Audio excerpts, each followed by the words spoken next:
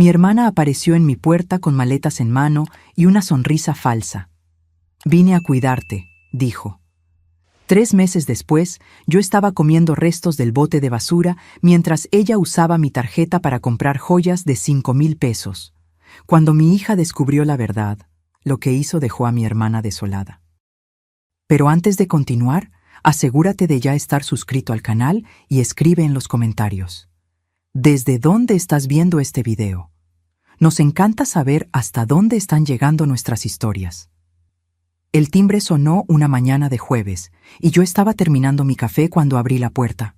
Mi hermana Julieta estaba allí, con 2 maletas grandes y esa sonrisa que conocía desde niña, la sonrisa que usaba cuando quería algo. «Hola, Silvia», me dijo, abrazándome antes de que pudiera reaccionar. «Decidí que me voy a quedar un tiempo aquí. No deberías vivir sola después de lo que pasó con Armando.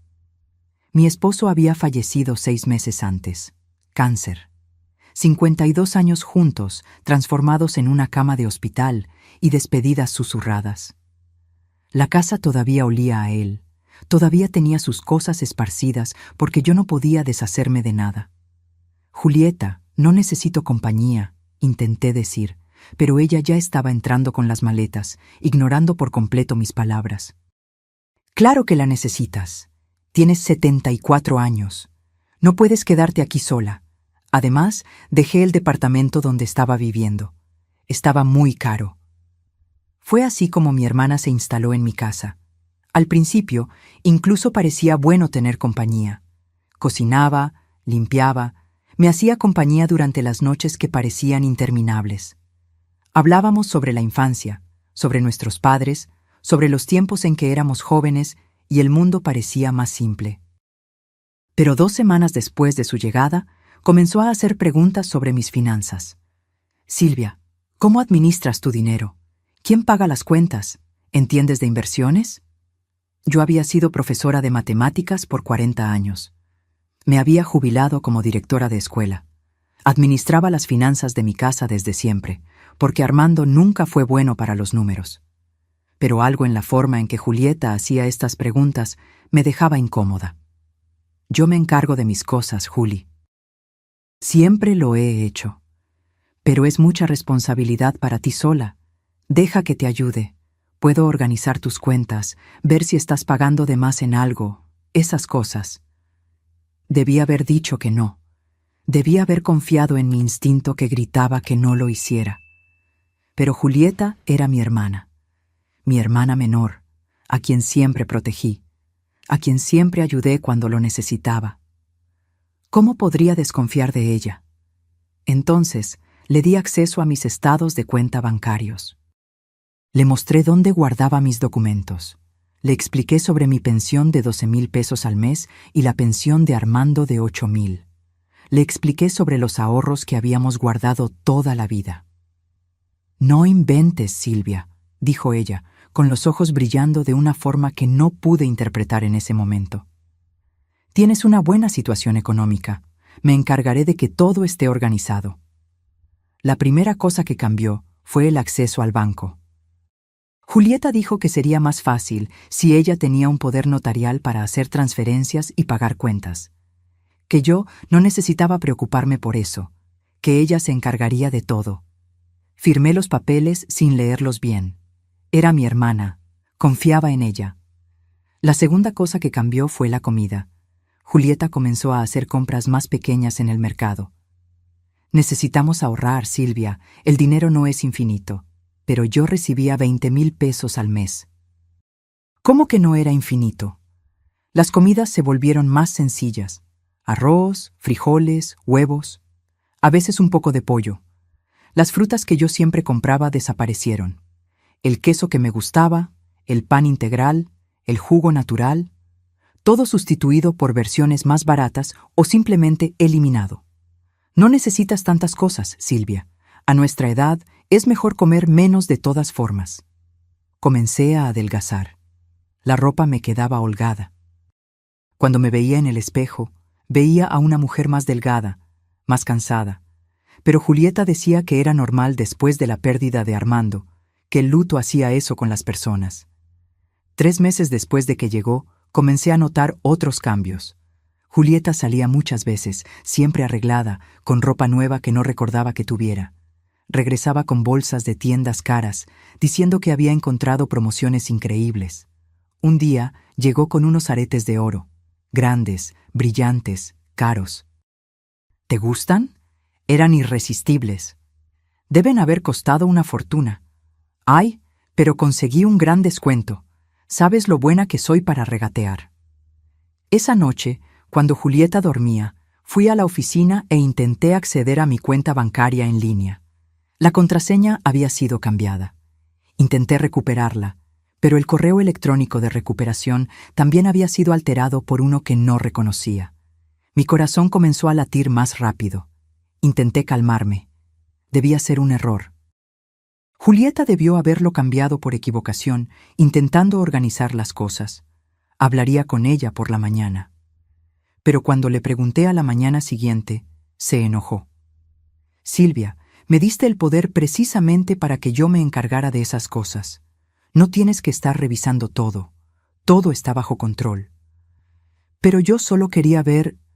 ¿No confías en mí? Después de todo lo que estoy haciendo por ti, cuidándote a ti, a la casa, a todo. La culpa me golpeó como un puñetazo. Tenía razón. Estaba cuidando de mí, de la casa, y yo estaba dudando de ella como si fuera una extraña. Disculpa, Juli, claro que confío en ti. Ella sonrió, pero la sonrisa no llegó a sus ojos. Qué bueno, ahora vamos a desayunar. Hice unos huevos revueltos. Los meses pasaron y yo seguía adelgazando.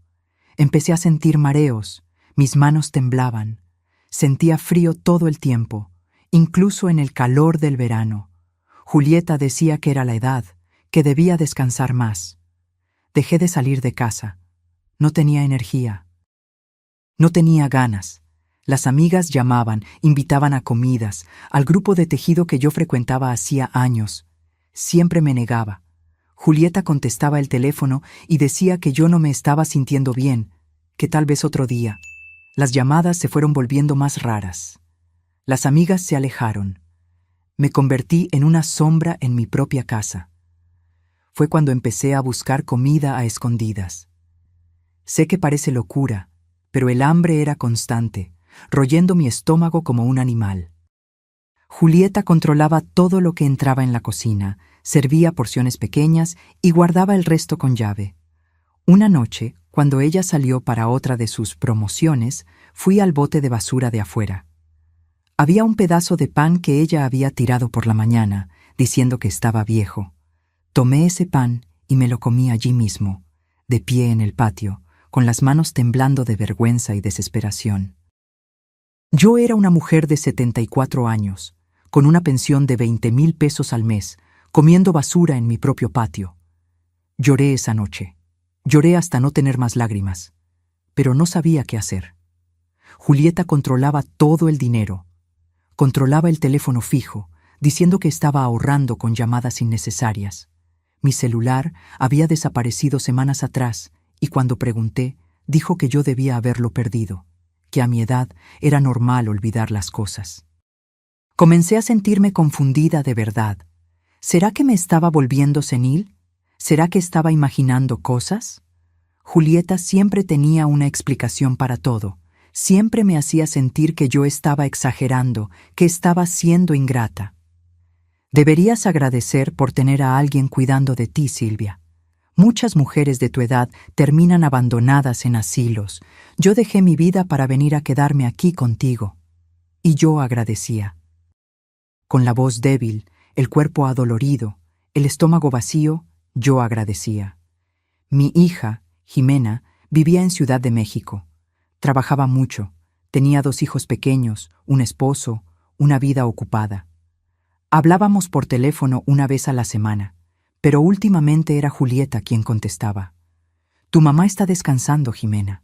Anda muy cansada, pero todo está bien, yo la estoy cuidando.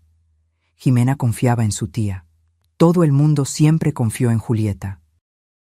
Era carismática, divertida, esa persona que iluminaba el ambiente cuando entraba. Nadie se imaginaría de lo que era capaz. Pero un día, Jimena decidió hacer una visita sorpresa. Era un martes de marzo. Yo estaba acostada en el sofá, envuelta en cobijas a pesar del calor, cuando escuché la llave en la puerta. Jimena tenía copias de las llaves de mi casa desde siempre. Entró y se detuvo en medio de la sala. Vi su expresión cambiar de sorpresa a shock, de shock a horror. ¿Mamá? Intenté levantarme, pero mis piernas temblaron y casi caigo. Jimena corrió y me sostuvo, y fue ahí que sintió. Sintió lo ligera que estaba, cómo mis huesos estaban salientes bajo la ropa, cómo mi cuerpo se había vuelto una cáscara frágil. Dios mío, mamá, ¿qué te pasó? Estoy bien, hija, solo un poco cansada. Pero Jimena no estaba escuchando. Ya estaba caminando por la casa, abriendo armarios, revisando el refrigerador. Escuché su respiración entrecortada cuando abrió la nevera y encontró solo media docena de huevos y una zanahoria marchita. ¿Dónde está la comida? ¿Dónde está la tía Julieta? Ella salió. Fue a hacer compras. Jimena tomó su celular e intentó llamarme, pero el número ya no existía. Intentó llamar a Julieta, pero no contestaba. Entonces se sentó a mi lado, y por primera vez en meses, alguien realmente me miró. Mamá, cuéntame qué está pasando. Y no me digas que todo está bien, porque puedo ver que no lo está. Y entonces me derrumbé.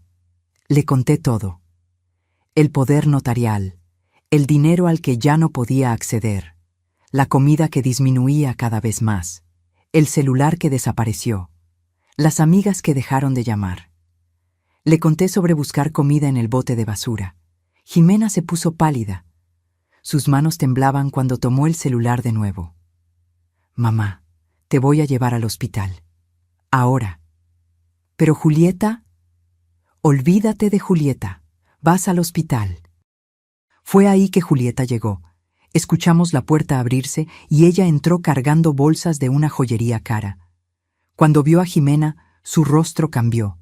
La sonrisa desapareció por una fracción de segundo antes de volver, pero Jimena lo había visto. «Jimena, qué sorpresa, no sabía que venías». «Claramente», dijo Jimena, y había un tono helado en su voz que yo nunca había escuchado antes. «Acabo de encontrar a mi mamá pesando unos 40 kilos, con el refrigerador vacío». «¿Me quieres explicar?» Julieta puso las bolsas en el suelo delicadamente. «Tu mamá ha comido mal últimamente. Yo intento, pero no tiene apetito. Es por la edad. ¿Y tú? Parece que estás comiendo muy bien. ¿Esa ropa es nueva? ¿Esos aretes?» Julieta tocó los aretes inconscientemente. Eran diferentes a los que yo había visto semanas atrás. Más grandes, más caros. «Yo merezco tener algunas cosas bonitas también, Jimena. Estoy aquí cuidando a tu mamá, sacrificando mi vida. Usando su dinero». El silencio que siguió fue pesado. Julieta me miró, luego a Jimena calculando. Casi podía ver su mente trabajando, buscando la mejor salida. El dinero que ella me dio permiso de usar. Tengo poder notarial, todo legal. Jimena dio un paso hacia Julieta. El poder notarial no es carta blanca para robar. Voy a llevarme a mi mamá de aquí a ahora, y me vas a entregar todos sus documentos financieros. No puedes simplemente llevártela. Ya verás. Jimena me ayudó a levantarme del sofá con una delicadeza que me hizo recordar cuando ella era pequeña y yo la acunaba para dormir. Pero ahora las cosas se habían invertido. Era ella cuidando de mí, guiándome hasta la puerta como si yo fuera de cristal. Julieta bloqueó nuestro paso. «Silvia, dile que quieres quedarte. Dile que yo estoy cuidando de ti». Miré a mi hermana, a la mujer que yo había protegido toda la vida, que había ayudado innumerables veces, que yo amaba, y vi a una extraña. Vi avaricia en sus ojos, desesperación por estar perdiendo el control. «Quítate del camino, Juli». Mi voz salió más firme de lo que esperaba. Julieta retrocedió, sorprendida, y Jimena me guió hacia afuera. El coche de Jimena estaba estacionado en la calle. Me puso en el asiento del pasajero con cuidado, me abrochó el cinturón, y solo entonces me di cuenta de que estaba temblando. No de frío, sino de algo parecido a alivio, o miedo, o ambos. ¿A dónde vamos?, pregunté. Hospital, ahora. Jimena, no es necesario. Mamá, me interrumpió, con la voz quebrándose. Pareces un esqueleto. Vamos al hospital. El trayecto fue silencioso. Miré por la ventana viendo la ciudad pasar, preguntándome cuándo había sido la última vez que había salido de casa. ¿2 meses? ¿3? Los días se habían transformado en una niebla indistinta de hambre y confusión.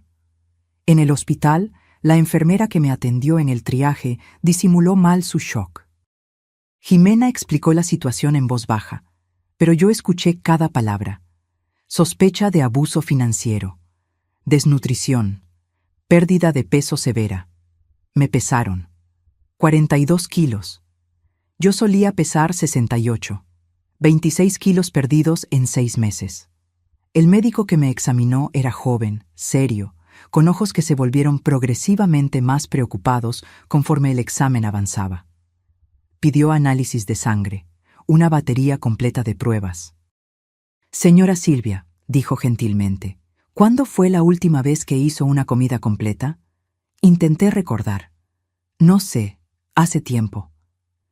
Estaba comiendo restos del bote de basura, dijo Jimena, y escuché el dolor en su voz. Mi mamá estaba comiendo basura. El médico cerró los ojos por un momento. Cuando los abrió, había determinación allí. Voy a solicitar que una trabajadora social venga a conversar con ustedes.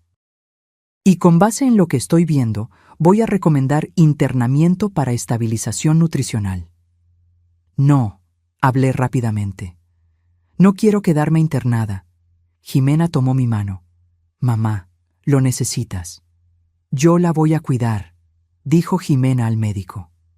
Pero necesito toda la documentación, todos los exámenes, todos los resultados. Voy a necesitar probar lo que pasó. El médico entendió. Voy a proveer todo.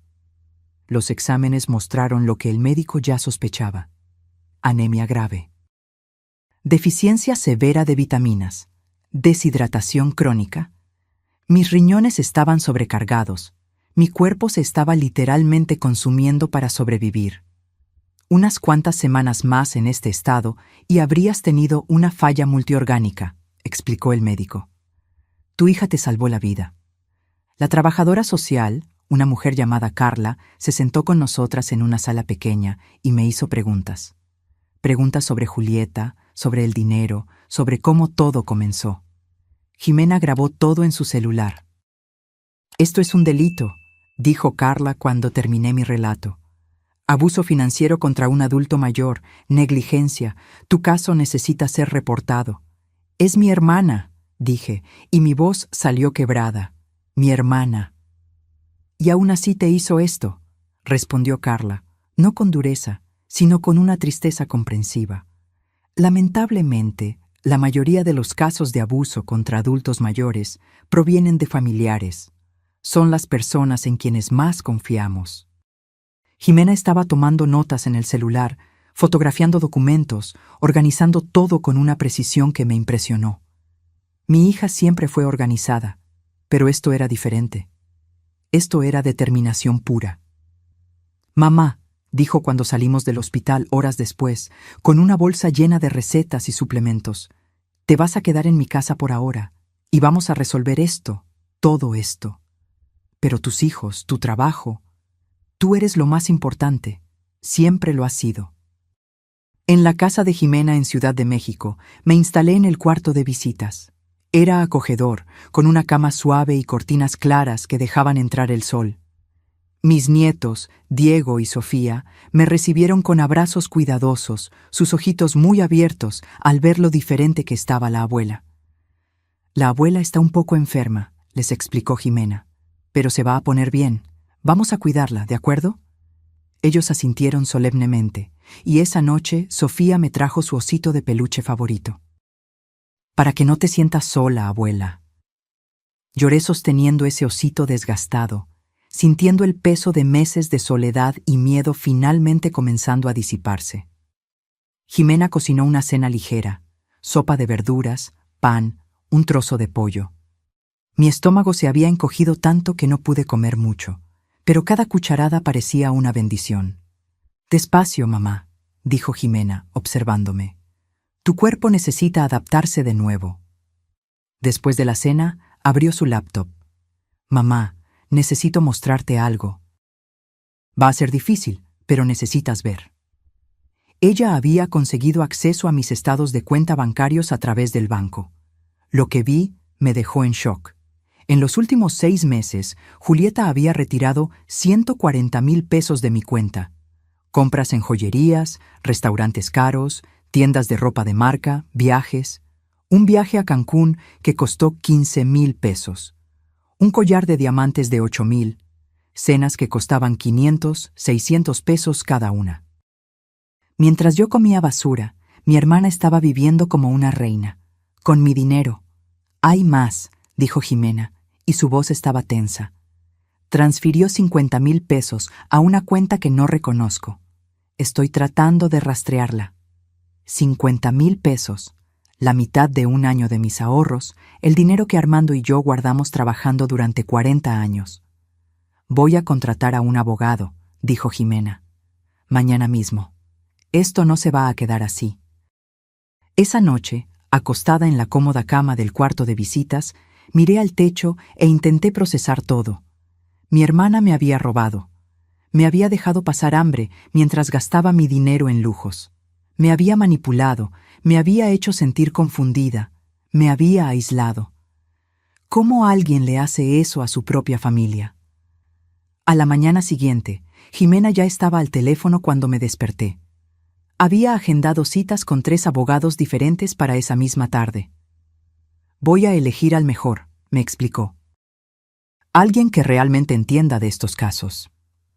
El abogado que elegimos se llamaba Ricardo Torres. Estaba especializado en derecho del adulto mayor, un hombre de unos 50 años con una postura seria pero gentil. Su oficina tenía un librero lleno de libros sobre derecho civil y penal. «Señora Silvia», dijo después de escuchar toda la historia, «su caso es grave, pero tenemos evidencia sólida. El poder notarial que le dio a su hermana no le daba derecho de usar su dinero para beneficio propio. Eso es apropiación indebida y abuso financiero contra adulto mayor». «¿Qué podemos hacer?», preguntó Jimena. «Primero, vamos a revocar de inmediato el poder notarial. Segundo, voy a interponer una demanda civil para recuperar el dinero. Tercero, podemos, y yo recomiendo fuertemente, presentar una denuncia penal». El abuso financiero contra adultos mayores es un delito con pena de 1 a 4 años de prisión. Prisión. Mi hermana en prisión. La palabra me dio náuseas. «¿Es necesario que lo haga?», pregunté. «¿La denuncia penal?». Ricardo me miró con comprensión. «No es necesario, pero le voy a explicar por qué debería. Personas como su hermana raramente se detienen. Si no hay consecuencias reales, lo va a hacer con otra persona. Tal vez ya lo haya hecho antes». Pensé en las amigas de Julieta. En las personas que ella conocía. ¿Será que yo era la primera? De repente, me acordé de una tía lejana que le había dejado dinero a Julieta años atrás, dinero que ella gastó en pocos meses. En ese momento, pensamos que era solo irresponsable. Pero ¿y si...? «Voy a hacer la denuncia», decidí. «Todo lo que sea necesario». Jimena apretó mi mano apoyándome. Ricardo trabajó rápido. En 2 días, el poder notarial estaba revocado. Yo tenía una nueva tarjeta bancaria, una nueva contraseña, acceso total a mis cuentas de nuevo. Ver esos números en la pantalla, saber que yo podía controlar mi propio dinero, fue liberador de una forma que no esperaba. También contrató a una contadora forense, una mujer llamada Adriana, que examinó cada transacción que Julieta había hecho. Cada compra fue documentada, fotografiada, organizada en una hoja de cálculo detallada. 142,000 pesos en 6 meses, dijo Adriana, mostrando la hoja. Esto no incluye lo que transfirió a otras cuentas. Si logramos rastrear esas transferencias, el valor total puede superar los 200,000. 200,000 pesos. Era más de lo que Armando y yo gastábamos en 3 años de jubilación. Adriana logró rastrear la cuenta a donde fueron los 50,000 pesos. Era una cuenta a nombre de un hombre llamado Javier López. Novio, sugirió ella, o cómplice. Estoy investigando. La denuncia penal fue registrada 2 semanas después. Ricardo me acompañó a la delegación junto con Jimena. El policía que nos atendió era un hombre de mediana edad que escuchó toda la historia sin interrumpir. Veo cada vez más casos así, dijo cuando terminé. Hijos robando a padres, hermanos robando a hermanos. Es triste, pero es la realidad. Voy a abrir una investigación. Julieta fue notificada 1 semana después. Me llamó esa noche, y fue Jimena quien contestó. ¿Cómo puedes hacerme esto?, gritaba Julieta tan fuerte que yo podía escuchar del otro lado de la sala. Somos hermanas. Yo te cuidé. Tú le robaste, respondió Jimena tranquilamente. La dejaste pasar hambre mientras gastabas su dinero en joyas y viajes. Eso es un delito. Yo voy a probar que ella estaba confundida, que tú la manipulaste. Puedes intentarlo. Tenemos informes médicos probando que está perfectamente lúcida. Tenemos todas las transacciones documentadas. Tenemos testigos. ¿Testigos? Jimena sonrió, aunque Julieta no podía verla. ¿Crees que nadie se dio cuenta? Los vecinos vieron a mi mamá adelgazando, te vieron llegando con ropa cara. El portero del edificio documentó tus salidas en horario laboral, siempre volviendo con bolsas de compras. Hubo un silencio del otro lado. Luego Julieta colgó. Va a intentar algo, dijo Jimena. Mantente atenta. 3 días después, Julieta apareció en la puerta de la casa de Jimena. Yo estaba sola.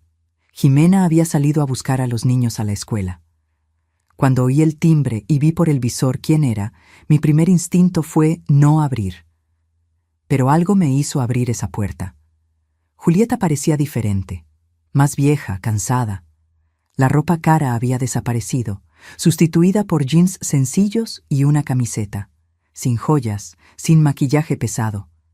Silvia, dijo, y su voz temblaba. Por favor, necesitamos hablar.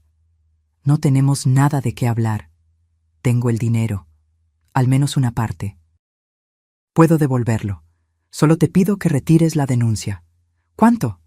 60,000, es todo lo que tengo ahora. 60,000 de 142,000. ¿Y el resto? Ella miró hacia abajo. Lo gasté, pero puedo pagar poco a poco. Voy a conseguir un trabajo, voy a pagar todo. Solo no me denuncies, por favor. Miré a mi hermana y vi a una mujer desesperada, pero también vi a la mujer que me había dejado comer basura, que me había aislado de todos, que me había planeado sistemáticamente robarme mientras fingía cuidarme. No, Silvia. Me dejaste con hambre, Julieta. Me hiciste sentir que me estaba volviendo loca. Me robaste mientras yo confiaba en ti. ¿Y ahora quieres que olvide todo porque trajiste menos de la mitad de lo que robaste? Soy tu hermana. Exactamente, respondí, y mi voz salió más firme de lo que esperaba. Eres mi hermana, y aún así me hiciste esto.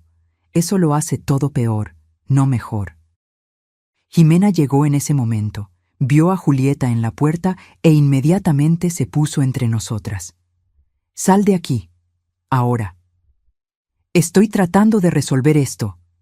Resolver es devolver todo el dinero y entregarte. Cualquier cosa menos que eso no es resolución. Julieta me miró una vez más, buscando cualquier señal de debilidad, pero yo había terminado. Había terminado de ser manipulada, de sentir culpa, de dudar de mí misma. Adiós, Julieta. Ella se fue. 1 semana después, su abogado se puso en contacto con Ricardo proponiendo un acuerdo. Ella devolvería 80,000 pesos si retirábamos la denuncia penal. ¿Qué opinas?, preguntó Ricardo. Pensé mucho. 80,000 todavía era mucho menos de lo que había robado. Pero también era dinero real, dinero que yo podría recuperar de inmediato en lugar de esperar años por un proceso. ¿Y la denuncia penal? Si aceptas el acuerdo y retiras la denuncia, ella no irá a la cárcel. Pero va a haber un registro civil en su contra, y yo puedo asegurar que ese registro sea público. Cualquier persona que investigue su nombre lo encontrará. Jimena estaba en contra. Se merece ir a la cárcel, mamá. Pero yo estaba cansada de todo. Acepta el acuerdo, decidí. Pero quiero todo documentado, y quiero garantías de que nunca más va a contactarme. El acuerdo fue firmado un mes después. Julieta devolvió 80,000 pesos. Ricardo redactó un contrato donde ella renunciaba a cualquier derecho sobre mi herencia y acordaba no tener más contacto conmigo. Se emitió una orden de restricción. Pero Ricardo hizo una cosa más. Registró todo el caso en una base de datos pública de abuso contra adultos mayores. Cualquier profesional del área de salud, trabajadora social o abogado que buscara el nombre de Julieta encontraría el historial completo.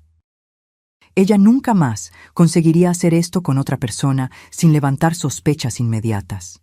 No es la cárcel, dijo Ricardo, pero es justicia de otra forma. Ella va a cargar con esto el resto de su vida. Durante esos meses de proceso, algo cambió en mí. No fue solo mi cuerpo recuperándose, ganando peso, volviendo a tener energía. Fue algo más profundo. Era como si hubiera despertado de una pesadilla y finalmente viera con claridad. Comencé a ir a terapia. Una psicóloga especializada en trauma y abuso, llamada doctora Laura. En las primeras sesiones solo lloraba. Lloraba por la traición, por el hambre que pasé, por la forma en que había dudado de mí misma. Usted fue víctima de abuso psicológico sistemático, explicó la doctora Laura. Su hermana usó técnicas de manipulación clásicas, aislamiento, gaslighting, control financiero. No es su culpa haber creído en ella. Pero debí haberme dado cuenta. Es su hermana. Fue programada toda la vida para confiar en ella, para cuidarla. Ella explotó eso conscientemente. La culpa es enteramente suya, no suya. Esas palabras me liberaron de una forma que no esperaba. Pasé meses culpándome, preguntándome cómo había sido tan tonta. Pero yo no era tonta. Era una mujer que confió en alguien que amaba, y eso no era debilidad. Jimena me incentivó a volver a hacer las cosas que amaba. Volví al grupo de tejido, y mis amigas me recibieron con abrazos y lágrimas. Me habían extrañado. Se habían preocupado cuando dejé de contestar llamadas. Pensamos que ya no querías hablar con nosotras, dijo una de ellas. No fue eso, expliqué. Fue complicado. Les conté, en líneas generales, lo que había pasado, y descubrí que no estaba sola. 2 de mis amigas tenían historias parecidas. Una había sido robada por su hijo, otra por su cuñada. El abuso contra adultos mayores era más común de lo que yo imaginaba. Necesitamos hablar de esto, dijo una de ellas. Necesitamos avisar a otras personas. Fue así como comenzó. Un grupo pequeño de mujeres adultas mayores reuniéndose para hablar sobre nuestras experiencias, sobre señales de alerta, sobre cómo protegernos.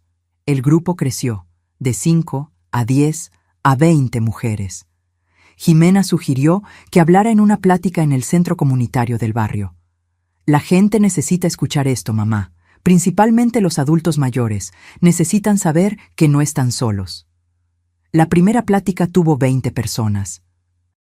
Estaba nerviosa, con las manos temblando mientras sostenía mis notas, pero cuando empecé a hablar, algo sucedió. Las palabras fluyeron naturalmente. Conté mi historia sin vergüenza, sin omitir los detalles difíciles. Hablé sobre comer basura, sobre sentir frío en mi propia casa, sobre dudar de mi propia cordura, y vi rostros en la audiencia iluminándose con reconocimiento, con alivio de saber que no estaban solos. Después de la plática, una señora se acercó llorando. «Mi nieta me está haciendo esto», susurró. Creí que me estaba volviendo loca. Creí que era mi culpa. Me senté con ella, tomé sus manos temblorosas y le di el número de Ricardo. «No estás sola, y hay ayuda disponible». Las pláticas se volvieron mensuales, luego semanales. El centro comunitario ya no era suficiente. Tuvimos que cambiarnos a un auditorio más grande. Jimena me ayudó a crear un sitio web sencillo con recursos, contactos de abogados especializados, señales de alerta para familiares. 6 meses después del día en que Jimena me encontró comiendo basura, yo estaba en un estudio de televisión dando una entrevista para un programa matutino. La conductora era gentil, pero directa. ¿Qué le diría a alguien que está pasando por algo parecido? Que no es su culpa, respondí, mirando directamente a la cámara. Que no está sola y que hay una salida.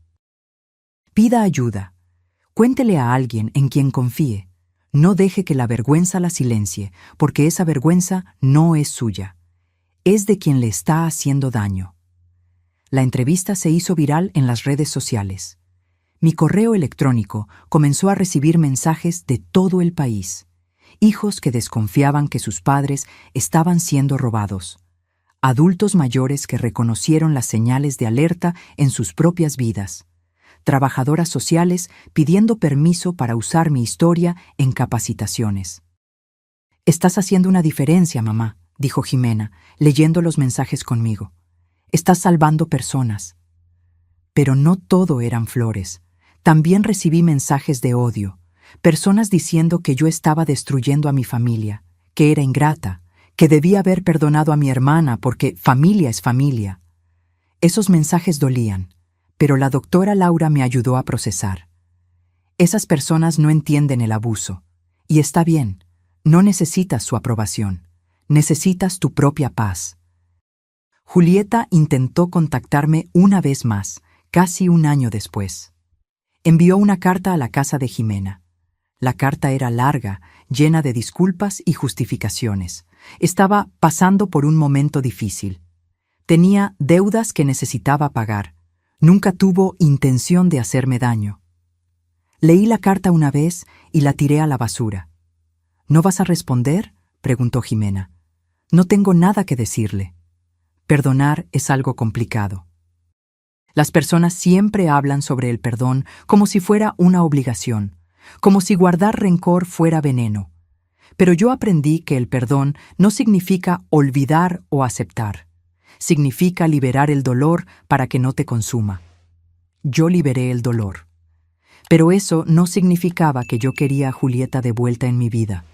Algunos puentes, una vez quemados, no pueden reconstruirse, y está bien. Volví a vivir en mi propia casa 1 año y medio después. La casa donde había vivido con Armando, donde había criado a Jimena, donde había sido feliz. Ricardo me ayudó a instalar nuevas cerraduras, un sistema de seguridad, un timbre con cámara. La casa era mía de nuevo, verdaderamente mía. Jimena vivía lo suficientemente cerca para visitas regulares. Almorzábamos juntas todos los domingos y mis nietos pasaban las tardes conmigo, llenando la casa de vida y ruido de nuevo. Yo había engordado de vuelta a mis 68 kilos. Mi cabello, que se había vuelto ralo y sin vida, estaba más fuerte. Mis análisis de sangre volvieron a la normalidad. Físicamente me había recuperado completamente. Emocionalmente todavía había cicatrices. Todavía tenía pesadillas ocasionales sobre estar atrapada en esa casa, pasando hambre, sin poder salir. Todavía sentía un nudo en el pecho cuando veía comida siendo desperdiciada. Pero estaba aprendiendo a vivir con esas cicatrices, a reconocerlas como parte de mi historia sin dejar que me definieran. El trabajo de concientización se convirtió en mi nueva misión de vida. Seguí dando pláticas, ahora en escuelas de trabajo social, cursos de enfermería, centros de convivencia para adultos mayores. Cada vez que contaba mi historia, veía rostros en la audiencia cambiando de expresión. Reconocimiento, horror, determinación. ¿Cuántas personas crees que has ayudado?, me preguntó una estudiante de enfermería después de una plática. No lo sé, respondí honestamente. Pero si es una persona, ya valió la pena. En realidad, eran mucho más que una. Recibía mensajes semanales de personas que habían buscado ayuda después de escucharme. Un hijo que confrontó al hermano que estaba robando a la madre. Una nieta que se dio cuenta de que el tío estaba explotando a la abuela. Un trabajador social que identificó señales de abuso en un paciente. Ricardo me contó que había recibido 15 nuevos casos de abuso financiero contra adultos mayores en el último año, todos referenciados por personas que habían asistido a mis pláticas o leído sobre mi caso. Estás creando una ola, dijo. Estás haciendo que la gente preste atención. 2 años después de que todo comenzó, fui invitada a hablar en el Congreso de la Unión sobre legislación de protección a adultos mayores. Era un panel con expertos, abogados, trabajadoras sociales y yo, una profesora de matemáticas jubilada que había sobrevivido para contar su historia. La legislación actual no es suficiente, argumenté ante los diputados. Los procesos son lentos, las penalidades son leves, y muchas víctimas no denuncian porque sienten vergüenza o porque dependen financieramente de sus abusadores. Necesitamos más protecciones, procesos más rápidos y, principalmente, más concientización. Uno de los diputados me preguntó, ¿qué habría querido usted que existiera cuando estaba pasando por esto? Pensé antes de responder. Un lugar a donde ir, un número a donde llamar, donde alguien creyera en mí de inmediato. Protección legal rápida. Y sobre todo, que alguien me hubiera dicho antes que esto era abuso, porque yo no lo reconocía. Creía que era mi culpa, que estaba exagerando. Mi discurso fue incluido en el informe oficial. Algunas modificaciones a la legislación fueron propuestas. No sé si vayan a pasar, si vayan a volverse ley, pero al menos la conversación estaba sucediendo. Jimena comenzó un podcast sobre derechos de los adultos mayores. Yo era una invitada regular, junto con abogados, médicos, otros sobrevivientes de abuso. El podcast no era famoso, pero tenía una audiencia fiel de cuidadores, familiares, profesionales de la salud. Te convertiste en una activista, mamá, dijo Jimena un día sonriendo. Me convertí en alguien que se niega a quedarse callada, corregí. Hay una diferencia. En una de las pláticas conocí a una mujer llamada Rosario. Tenía 79 años y estaba siendo robada por su sobrina. Después de la plática, se acercó con lágrimas en los ojos. Creí que nadie me iba a creer, dijo. Mi sobrina es tan querida, tan carismática. Todo el mundo la adora. ¿Quién va a creer que me está robando? Yo te creo, respondí, y te voy a ayudar. Le di el contacto de Ricardo. 3 meses después, Rosario había recuperado el control de sus finanzas. Su sobrina fue demandada, y Rosario se unió a nuestro grupo de sobrevivientes, ayudando a otras mujeres que estaban pasando por lo mismo. Me salvaste, dijo en uno de nuestros encuentros. Tú te salvaste, corregí. Yo solo te mostré el camino. El grupo de sobrevivientes creció a más de 50 mujeres. Nos reuníamos mensualmente, compartiendo historias, ofreciendo apoyo, celebrando victorias pequeñas y grandes. Algunas habían recuperado su dinero. Otras todavía estaban en proceso. Algunas habían perdido todo, pero encontrado paz de todas formas. Esto no es un grupo de víctimas, yo siempre decía al inicio de cada reunión. Es un grupo de sobrevivientes, de guerreras. Ustedes enfrentaron el peor tipo de traición y todavía están aquí. Eso es fuerza. Una tarde, estaba preparando una presentación cuando recibí una llamada de un número desconocido. Casi no contesté, pero algo me hizo tomar el teléfono. ¿Aló? ¿Silvia? La voz era titubeante, cargada de emoción. ¿Quién es? Soy Javier, Javier López. Me tomó un momento procesar. Javier López, el hombre a quien Julieta había transferido 50,000 pesos. ¿Qué quieres? Yo necesito disculparme y devolverte el dinero. Me quedé en silencio, procesando. Yo no sabía, continuó rápidamente. Julieta me dijo que era dinero de ella, que había recibido una herencia. Yo le creí. Usamos el dinero para abrir un restaurante, pero... Descubrí la verdad. Leí sobre ti en los periódicos y me di cuenta de dónde había venido ese dinero. ¿Y Julieta? Terminamos. Cuando la confronté, admitió todo. Dijo que había sido lista, que nunca te ibas a enterar. Yo sentí asco. Cerré el restaurante. Vendí todo. Tengo 40,000 pesos. Es menos de lo que tomó, pero es todo lo que puedo devolver ahora. Podía ser mentira. Podía ser una trampa. Pero algo en su voz sonaba sincero. Ponte en contacto con mi abogado. Le di el número de Ricardo. Él organizará todo. Gracias, y lo siento mucho, de verdad. Colgó antes de que yo pudiera responder. Ricardo verificó todo minuciosamente. Javier era real. Su historia cuadraba, y realmente tenía 40,000 pesos para devolver. ¿Quieres presionar por más?, preguntó Ricardo. No, él fue engañado también. Acepta el dinero. Con los 40,000 de Javier y los 80,000 del acuerdo con Julieta, yo había recuperado 120,000 de los 142,000 robados. Todavía faltaban 22,000, pero yo había hecho las paces con eso. El dinero nunca fue solo sobre el dinero. Era sobre dignidad, sobre justicia, sobre negarme a ser víctima en silencio. En el tercer aniversario del día en que Jimena me encontró, hicimos una pequeña celebración. Solo la familia. Jimena, su esposo, mis nietos. Comimos pastel, reímos, recordamos cómo todo había cambiado. ¿Te acuerdas de cómo estabas ese día, abuela?, preguntó Diego. Tenía 12 años ahora, lo suficientemente grande para entender la historia. Me acuerdo, respondí honestamente. Tenía mucho miedo, muy débil, pensando que no había salida. ¿Y ahora? Ahora sé que siempre hay una salida. Siempre hay alguien dispuesto a ayudar. Solo necesitamos tener el coraje de pedirlo. Jimena levantó su copa de jugo. Por las mujeres valientes. Por las sobrevivientes. Por los nuevos comienzos. Por los nuevos comienzos, repetimos todos. Esa noche, sola en mi casa, miré alrededor. El refrigerador estaba lleno.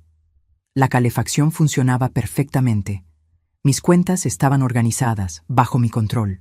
Mi cuerpo estaba saludable, mi mente estaba clara. Yo había sobrevivido. Más que eso, había prosperado.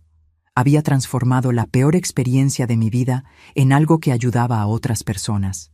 Había encontrado propósito en el dolor. Julieta todavía estaba allá afuera, en algún lugar, probablemente todavía creyéndose víctima, todavía preguntándose por qué había perdido todo. Pero ella ya no era mi problema. Ya no era mi peso para cargar. Yo había elegido la liberación. Había elegido la verdad. Me había elegido a mí misma. Y esa elección había marcado toda la diferencia. 5 años han pasado desde aquel martes en que Jimena me encontró. 5 años de reconstrucción, de sanación, de crecimiento. Hoy, a mis 79 años, vivo una vida que nunca imaginé posible en aquellos días sombríos. El trabajo de concientización se expandió más allá de mis expectativas. Con la ayuda de Jimena y un equipo pequeño de voluntarios, creamos una organización sin fines de lucro llamada No Más en Silencio. Ofrecemos línea directa de ayuda, asesoramiento legal gratuito para víctimas de abuso y programas educativos en todo el país. Capacitamos a más de 1,000 profesionales de la salud para identificar señales de abuso financiero. Ayudamos a recuperar más de 3 millones de pesos para víctimas. Pero el número que más me enorgullece es otro. 573 personas nos buscaron antes de que el abuso se volviera severo, porque aprendieron a reconocer las señales de alerta. 573 personas que no necesitaron pasar por el hambre, por el frío, por la desesperación que yo pasé. Eso vale más que cualquier dinero. Mi historia fue documentada en un libro escrito por una periodista llamada Patricia Suárez. Hambre silenciosa. Una historia de abuso y redención. Pasó 6 semanas en la lista de los más vendidos. Todas las ganancias van para la organización. Cada copia vendida significa una persona más ayudada. Julieta intentó demandar para impedir la publicación del libro, alegando difamación. La demanda fue rechazada. Todo en el libro estaba documentado, probado, verdadero. Ella no tenía base legal. Fue la última vez que supe de ella. A veces me pregunto cómo estará. si se arrepiente, si cambió. Pero esas preguntas ya no me consumen como antes. Ella hizo sus elecciones. Yo hice las mías. Nuestras vidas siguieron caminos diferentes. Rosario, la mujer que conocí en la plática años atrás, se convirtió en una de mis mejores amigas. Hablamos casi a diario. Ella lidera el grupo de apoyo para sobrevivientes ahora, porque yo viajo mucho dando pláticas. Creaste algo hermoso de todo ese horror, me dijo una vez. Transformaste veneno en medicina. Me gusta esa metáfora. Veneno en medicina. Es exactamente lo que hice. Jimena se convirtió en abogada especializada en derecho del adulto mayor. Dice que fue inspirada por todo lo que pasamos. Te vi luchando, vi a Ricardo ayudándote, y me di cuenta de que era eso lo que yo quería hacer. Ayudar a personas como tú. Ella ya ayudó a más de 100 clientes a recuperar el control de sus vidas y finanzas. Trabaja de cerca con la organización, ofreciendo asesoramiento legal pro bono para casos que no pueden pagar. Mis nietos, Diego y Sofía, ahora adolescentes, son voluntarios en la organización. Ayudan con redes sociales, con la organización de eventos, con el alcance al público más joven. Es importante que los jóvenes entiendan esto también, abuela, me explicó Sofía. Para que puedan proteger a sus abuelos, para que puedan reconocer señales. Tiene razón, el abuso contra adultos mayores es un problema de toda la familia, de toda la sociedad. La semana pasada fui invitada a hablar en la ONU sobre derechos de los adultos mayores a nivel global. Era una sala llena de delegados de 50 países diferentes. Y yo, una profesora de matemáticas de una pequeña ciudad en Jalisco, contando mi historia para el mundo. El abuso contra adultos mayores no conoce fronteras, dije. Sucede en países ricos y pobres, en familias de todas las clases sociales, en todas las culturas. Pero la vergüenza, el silencio, la sensación de estar solo, eso también es universal. Necesitamos romper ese silencio globalmente. La presentación fue traducida a 6 idiomas. Recibí mensajes de adultos mayores de la India, Japón, Sudáfrica, Estados Unidos, todos con historias parecidas.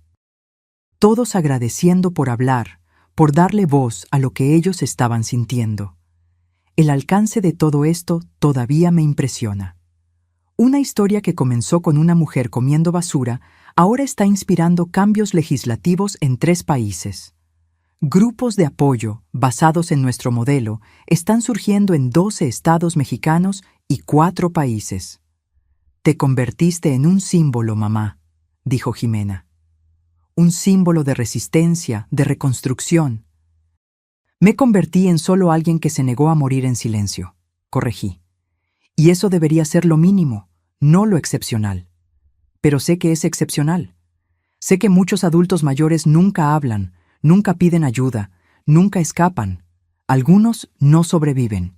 Esa conciencia me motiva a continuar, a alcanzar a más personas, a gritar más fuerte. Hoy me miro en el espejo y veo a una mujer que reconozco. Una mujer fuerte, saludable, con propósito. Veo las arrugas ganadas a lo largo de 79 años de vida. Veo cabellos blancos que no escondo. Veo ojos que vieron lo peor de la humanidad, pero eligieron seguir buscando lo mejor. Veo a una sobreviviente, una guerrera, una voz. La mayor venganza contra Julieta no fue el dinero recuperado, no fue la demanda, no fue verla perder todo. La mayor venganza fue sobrevivir, fue prosperar, fue transformar mi dolor en poder para ayudar a otros. Cada persona que salvo, cada adulto mayor que encuentra el coraje para denunciar a su abusador, cada familia que aprende a proteger a sus seres queridos, esa es mi venganza, es mi victoria. Julieta intentó destruirme. Ella falló. No solo falló. Ella inadvertidamente creó algo mucho más grande de lo que podría haber imaginado. Creó a una activista. Creó un movimiento. Creó cambio. A veces la justicia no viene en la forma que esperamos. No viene rápida, no viene completa, no viene perfecta. Pero viene. Y cuando viene, transforma no solo a la víctima, sino al mundo alrededor. Yo sobreviví. Y al sobrevivir me volví imparable.